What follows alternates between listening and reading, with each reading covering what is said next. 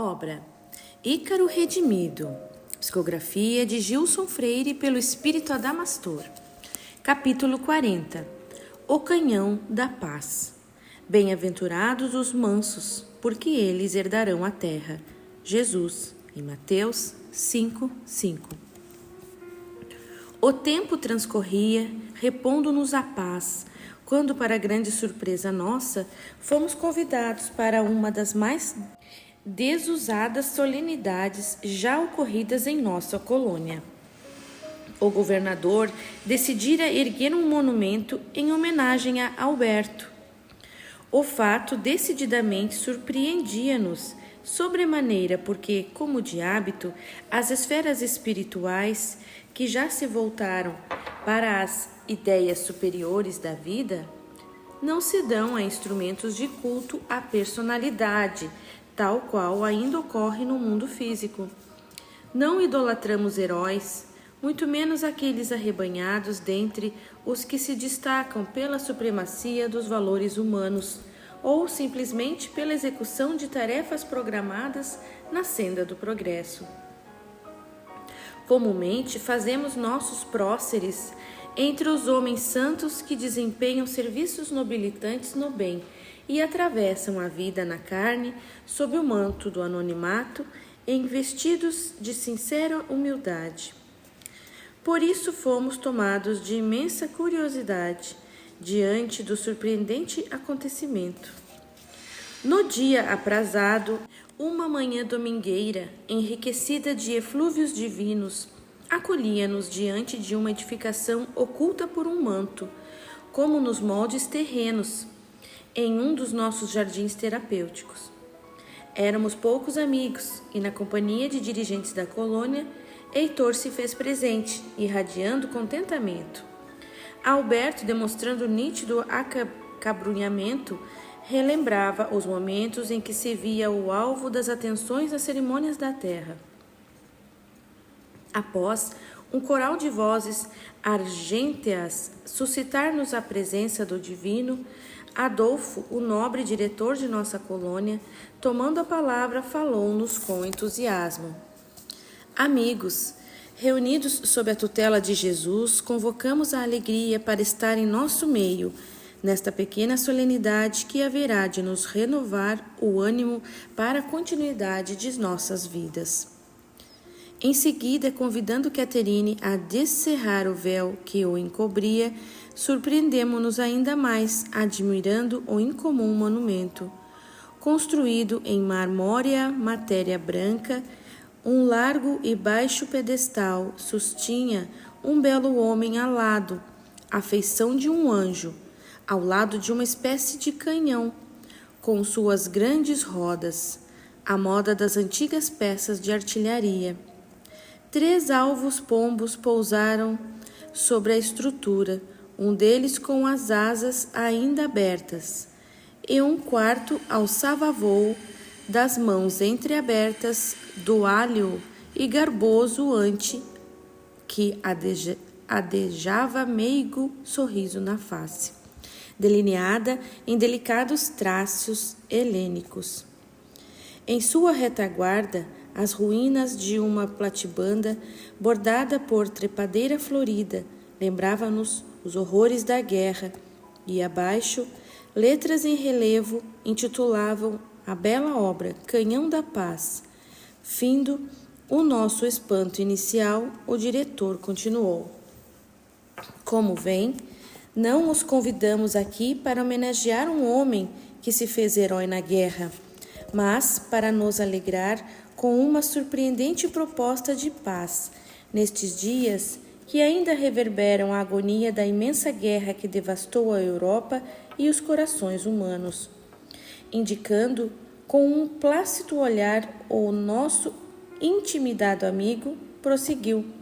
Alberto, que todos aqui conhecem e aprenderam a estimar, é um dos socorridos do Vale dos Suicidas, de quem hoje nos orgulhamos em elevar a condição de assistentes.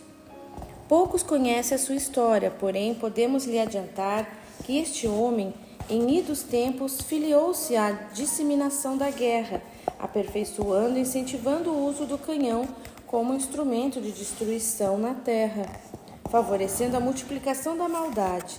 Depois de peregrinar pelas veredas das sombras, estimulando batalhas memoráveis entre os irmãos terrenos, iniciou o caminho da regeneração, dedicando-se à missão de dar asas aos homens, como todos sabem. Todavia, muitos não se deram conta de que a sua mais surpreendente invenção não foi propriamente o aeroplano, mas sim um outro canhão. Este, porém, muito especial, pois se prestava a salvar as vidas e não a destruí-las. Sim, amigos, esse instrumento, retratado fielmente nessa estátua que estamos admirando, é um paradoxal canhão salva-vidas, a última de suas engenhosas criações na jornada terrena. Sua finalidade era tirar boias flutuantes no mar, à beira das praias, em direção àqueles que lutavam para vencer as águas, ameaçados de afogamento, e por isso foi denominado Canhão Salvador. E temos notícias que o aparelho chegou a salvar de fato 2 vidas na França. O serralado que o locupleta, criação artística de nossos artesãos, é ainda o mesmo Ícaro da lenda antiga, porém redimido e recuperado de sua estridulosa queda dos patamares da altivez. O mundo da carne, fascinado ainda pelos rumores da guerra e embriagado pelos anseios de ambição, não deu o devido valor ao invento e seguiu adiante no seu afã de conquistar instrumentos de demolição e não de auxílio. Permaneceu o artefato completamente esquecido e menosprezado pelos homens. Não se deram conta de que, embora vestida de ingenuidade, estavam diante de uma das mais significativas criações para a regeneração de sua consciência imortal. Contudo, espíritos iluminados se reuniram na praia de Biarritz, admirados do invento, pois, ainda que vertia de uma alma que se encaminhava para a derrocada, simbolizava a redenção de seu passado, comprometido com a destruição, e naquele momento ele convertia o seu malfadado canhão de outrora em arma de salvação e suscitante da paz. Pudessem os homens, espelhando-se neste exemplo, transformar seus poderosos arsenais de guerra em veículos de socorro, e o reino de Deus far-se-ia na terra. Assomando alegria na voz, continuou: desde aquele dia, entidades superiores identificaram em Alberto o pendor apaziguador que o dominava e recolheram seu sincero desejo de ressarcir o pretérito delituoso e aguerrido através da alquimia evolutiva do espírito. Sua contribuição à paz foi arquivada como genuína lembrança para os pósteros e passaram a incentivar a sua luta contra a guerra. Embora motivado por bons propósitos, em decorrência do ambiente de elevado teor espiritual em que passou a respirar, o mensageiro da concórdia não foi ouvido com seriedade. Sua carta à Liga das Nações foi ridicularizada e o prêmio que instruíra para coibir o uso do avião na guerra a ninguém interessou, parecendo advir de alguém que já não estava no uso pleno de sua razão. Os dirigentes dos povos, entorpecidos pelas injunções da inferioridade e obedientes aos apelos das sombras, preferiram seguir na soturna faina da acirrada luta de interesses egoísticos, acumulando armas de terrível poder destruidor, redundando no infeliz desfecho que abalou o mundo. E voltando-se particularmente para Alberto, perfilando suas palavras sinceras de estímulo e não de evasivos elogios, tão ao gosto humano, acresceu: nosso amigo merecia ter sido de fato condecorado pela contribuição à paz, muito mais que pelo seu empenho na missão de proporcionar novos recursos tecnológicos à humanidade. Eis então que decidimos homenagear a paz, mesmo cientes de que não nos convém a perpetuação do hábito de ilustrar personalismos com inadequadas idolatrias. Estaríamos fazendo-lhe imenso mal e não um bem, estampando seu nome e sua esfinge sob o monumento. Mas deixaremos aqui a sua lembrança, com seu arpão salvacionista orientado para o Vale dos Sofredores, fazendo-nos recordar que os nossos esforços devem permanentemente se voltar para o mar revolto do desespero humano, onde se afogam os imprevidentes e em cuja direção temos que atirar as boias de nossa boa vontade de servir. A escultura possui áreas de sensibilidade psicométrica e, caso o irmão nos permita, gravaremos em seus sítios de irradiação a sua história em forma de ondas mentais coaguladas. Todo espírito sensível que guardar interesse em conhecer a motivação desta edificação, tocando-a, poderá ler o enredo de suas últimas encarnações. Não queremos, contudo, entrominizar o homem velho, sem dúvida ainda aspirante à suntuosidade que a todos nos compraz. Por isso não exaltemos seus feitos heróicos na terra, pois, se o fizéssemos, muitos outros nomes teriam que ser igualmente lembrados no desempenho de sua missão.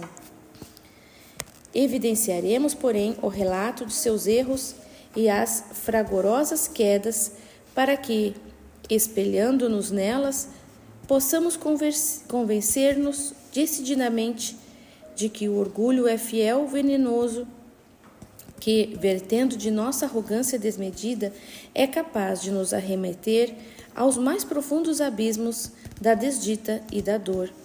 Compreenderemos que a vingança e a guerra nos trazem imensos prejuízos evolutivos, consumindo largas porções de nosso destino na correção de seus inquestionáveis equívocos. E ainda que, finalmente, por mais lesada se encontre nossa consciência, a lei nos favorece sempre ensanchas para a recuperação, mediante o trabalho em prol do bem e a reforma sincera dos hábitos segundo os preceitos evangélicos. O seu roteiro de regeneração servirá não somente para soerguer os caídos de toda sorte, mas principalmente para nos precaver das quedas pela arrogância, sem olvidar-nos que o seu esforço para a superação do instinto aguerrido será precioso exemplo, exortando em nós a prática da concórdia e, quiçá, instigando os homens de boa vontade a transformar suas armas em símbolos de mansuetude, fazendo da terra o reduto da paz celestial. Convidando Caterine, escondida na simplicidade de meigo olhar, a amparar-se sob o seu terno abraço, continuou, agulhando aprazimento. O momento é propício ainda para darmos as boas-vindas a esta valorosa companheira que se integra ao nosso corpo de servidores e enriquecer-nos-á com sua jovialidade, trabalhando pelo bem comum. E temos ainda a satisfação de conferir-lhes a Alberto e Caterine nossa carta de alforria, que os autoriza a atuar doravante como assistentes em nossa colônia, concedendo-lhes definitiva alta da condição de enfermos, embora todos continuemos doentes diante da lei. Assistidos permanentes da paternidade divina e carentes da redenção definitiva aos valores da perfeição. Convocamos as forças superiores para lhes assegurar êxito nos novos e alviçareiros planos para o futuro, nos quais as necessidades mais prementes do espírito falarão mais alto. E dirigindo-se com graça para Alberto, finalizou: Não se preocupe, irmão, não exaspere sua ansiedade diante da marcada timidez. Não lhe pediremos a palavra para que nos fale em defesa de sua imerecida posição de homenageado e exalte diante de nós sua aspiração à sincera humildade. Estamos reunidos para homenagear a paz, e não em nome de nossos arraigados personalismos.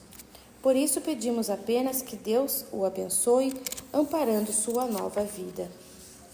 Envolvidos por sentida prece que Heitor nos teceu, convocando a concórdia na terra e exorando as bênçãos do Cristo para o sustento de nossos ideais, encerramos a pequena festividade.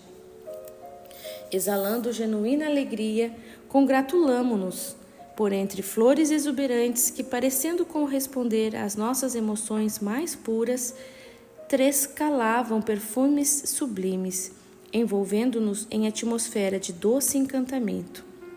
Adelaide, sorridente, comentou: imaginem o dia em que os canhões não tiverem outra finalidade do que servir no poleiro para as aves. Sinta-se recompensado, Alberto, pela perda de seu idolatrado Ícaro.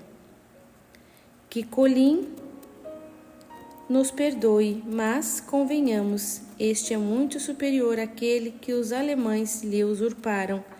Completei, buscando ainda a consolá-lo, recordando-me das últimas ocorrências terrenas. Sob o caricioso sol da manhã e os corações abastados pela mais sincera amizade, desfrutamos do passeio pelo imenso parque florido que nos acolhia com afabilidade, balsamizando-nos com o dulce das emoções.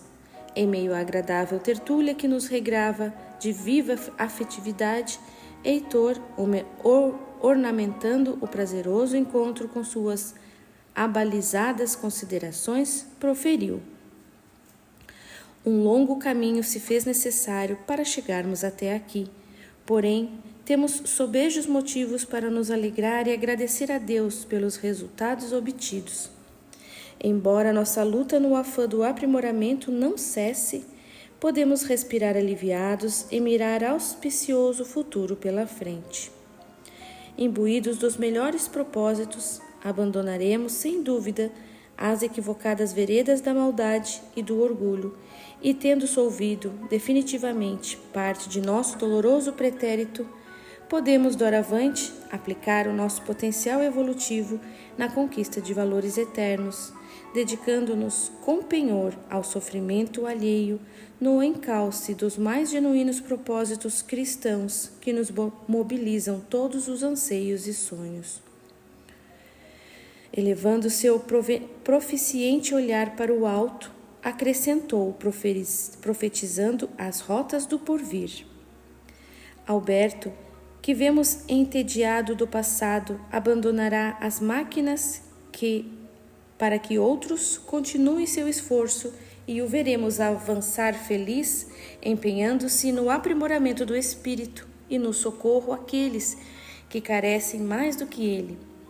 Seus voos não se farão mais nas débeis álulas de seda e bambu, mas nas asas soberbas do Evangelho, abrigado em alcovas alcandoradas de sólidos conhecimentos espirituais que o protegerão de novas quedas.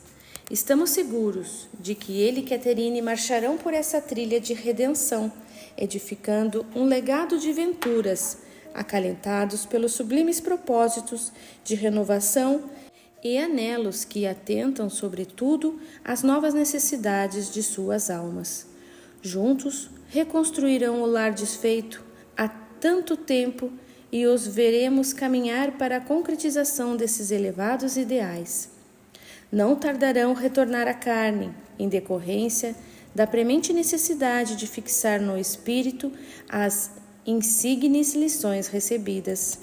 Ambos, porém, assoberbados pelas faltas do pretérito, indelevelmente marcadas na memória, distanciar-se-ão dos falaciosos alvitres do mundanismo, e temos certeza de que os imperativos da reforma moral peremptórios guiar-lhes-ão de agora em diante os resolutos passos.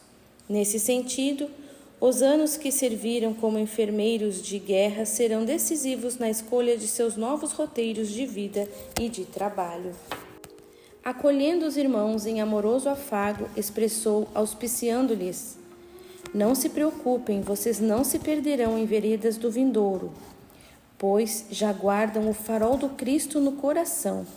Ademais, estaremos de prontidão para alertá-los quanto a possíveis tentativas de evasão de rumos. Sem dúvida que, como todos, acossados pelos hábitos daninhos do passado, terão de lutar contra os crivos da personalidade ainda doente e viciosa no continuismo dos equívocos egoísticos. Contudo, eles serão facilmente suplantados pela nova fé que hoje lhes robustece o espírito. A dedicação ao homem, à família, a redescoberta dos afetos e da ciência do espírito ser-lhes-ão seguros beneplácitos para que sedimentem na alma o almejado título que todos buscamos, o de ceareiro de Jesus. E dirigindo-nos particularmente, cândido olhar aduziu: nosso maior contributo a essa grande aventura de soerguimento do espírito e saneamento do passado delutuoso foi ter angariado novos e leais amigos, enriquecendo-nos a alma de inapreciável tesouro. Eis o pagamento da lei, relicário que ultrapassa todos o meu mérito. Selemos agora, irmãos, o compromisso de nos fazer uma só família, jungidos pelos benfazejos desígnios que comungamos. Abraçamo-nos enternecidos e comovidos diante da imensa expressão de lídima fraternidade que nos abastecia o coração de reconfortantes blandícias. Ouvimos de Heitor, finalizando o inesquecível encontro e para nossa imensa satisfação: irmãos, trago assente autorização para que partamos todos em excursão de entretenimento e repouso em esfera elevada, a fim de recompor a exaustão do trabalho. Os amigos devem apressar diligências, transferindo suas inadiáveis obrigações para outros servidores, pois devemos seguir viagem imediatamente. Os colegas de labor saberão tolerar a ausência de vocês por breve período, cientes de que retornarão com forças redobradas e renovado entusiasmo para o prosseguimento das indispensáveis atividades. O infinito azul do firmamento e o solfejo dos pinheiros agitados por brisa amiga expressavam nossa gratidão a Deus pelo final feliz de mais uma jornada em prol do bem, invocando seu nome para nos sustentar na estrada da redenção rumo à sua casa de amor. Retiramo-nos para jamais nos apartar. Fim.